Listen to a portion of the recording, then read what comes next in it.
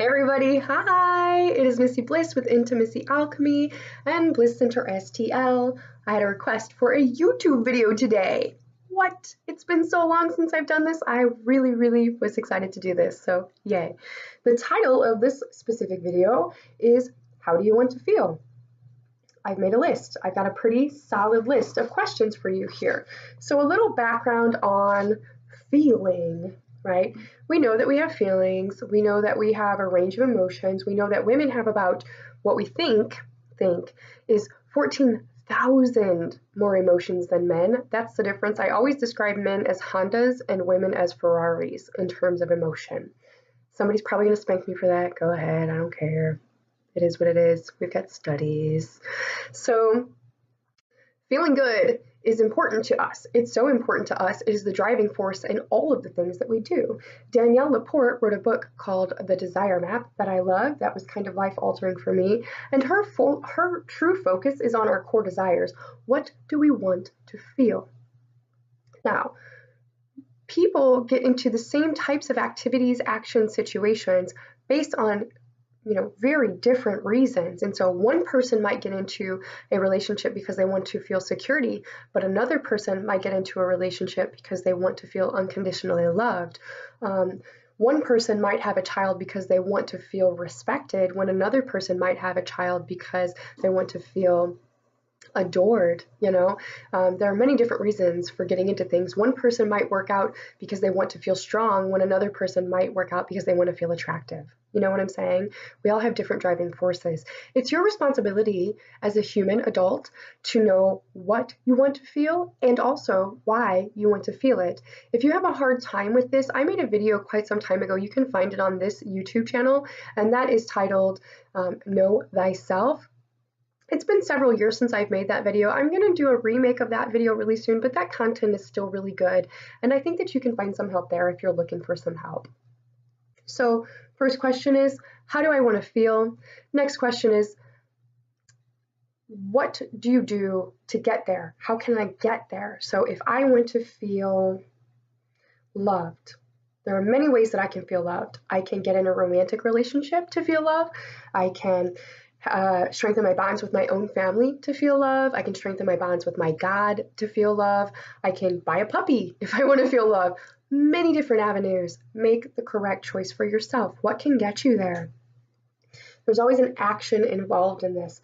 I had the fantastic opportunity to sign on a new client today. She's amazing. I'm so blessed to be a part of her journey and her life. And one of the best things about her is that she's so self-aware, like she absolutely knows what makes her tick and why she does things and how she moves, and she just knows herself already, And so I want you to major in you, okay? I want you to major in you. Don't minor in you, don't dabble in you. I want you to major in you.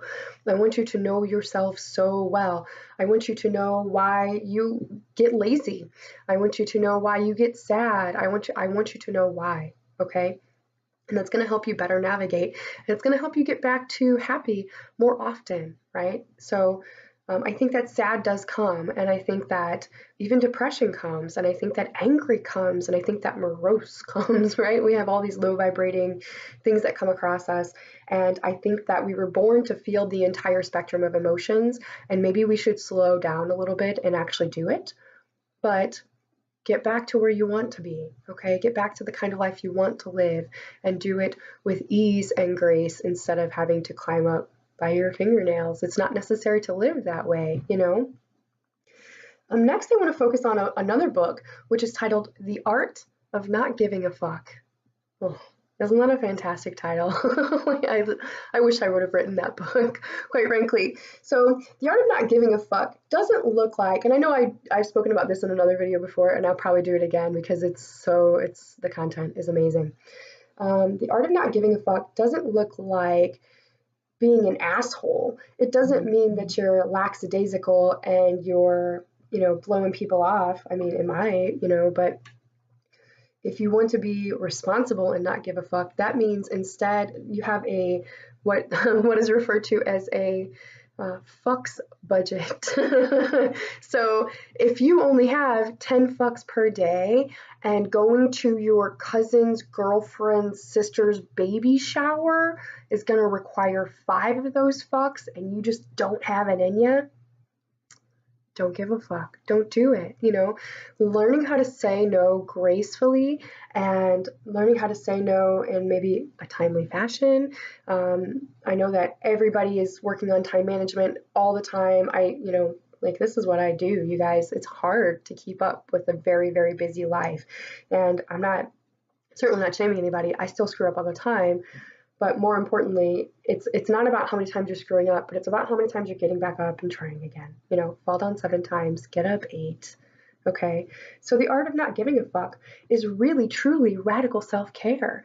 And so you're not saying, F you, mom, I don't want to go to your sister's function. You're saying, hey, mom, I have this yoga class already in mind for this time period. I know that you'd love to have me there. I'd love to see you. Can we have lunch tomorrow instead of me going to this thing tonight? And your mom might squawk a little bit, or your mom might know, and your mom might be like, good for you. I'm proud of you. I've raised you really well, right? Maybe that's what I would say. I hope your mom would say that. Okay. So radical self-care, even when others don't understand it. So you have to be willing for the blows to come. You have to be willing for people to say, well, you should, all the stuff they're going to say, right? Well, you shouldn't. You shouldn't. So if you need to, I don't know, if you're having some kind of crisis in your life and you need to take absolute care of yourself because it's emergent and you don't want to talk to anybody about it because you've already got it taken care of, it's nobody's fucking business. I don't give a fuck what anybody else thinks, right? Radical self-care when people don't understand it. I have a friend, right? And I'm not naming names, but you know who you are, girl. She got with her husband some, 15 years ago. They've been married for 15 years now. And when they first got together, no one understood. No one understood why.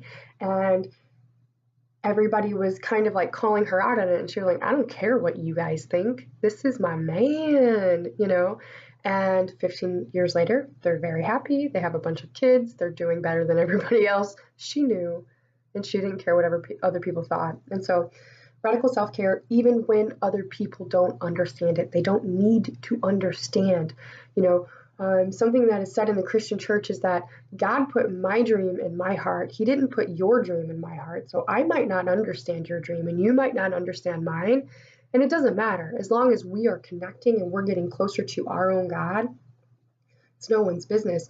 Radical self-care, first and foremost to me, in my professional opinion, means my relationship with my God. I strongly suggest that you look at that on your end and see what's going on with that. I don't ever pressure anybody into religion or anything of that nature. Quite frankly, it's none of my business. I'm not a pastor. It's not my job to try to convert anyone. But I will say that your relationship with your personal God, whomever that might be, is going to set you free. And for those of you who are atheist scientists, go look into the sciences and go look at the math. Go fall in love with the math and come back to me and tell me what you think and feel about that. And we can have a private discussion about that. Just go deep, go dig deep, go major in yourself. Go major in spirit and soul and truth, Truth isn't always pretty. It's not always fun. It's not always fantastic. But I'll tell you what, it feels a whole lot better than a lie every time, guys. So, feeling good. Why do you want to feel the way you want to feel? How can you get there?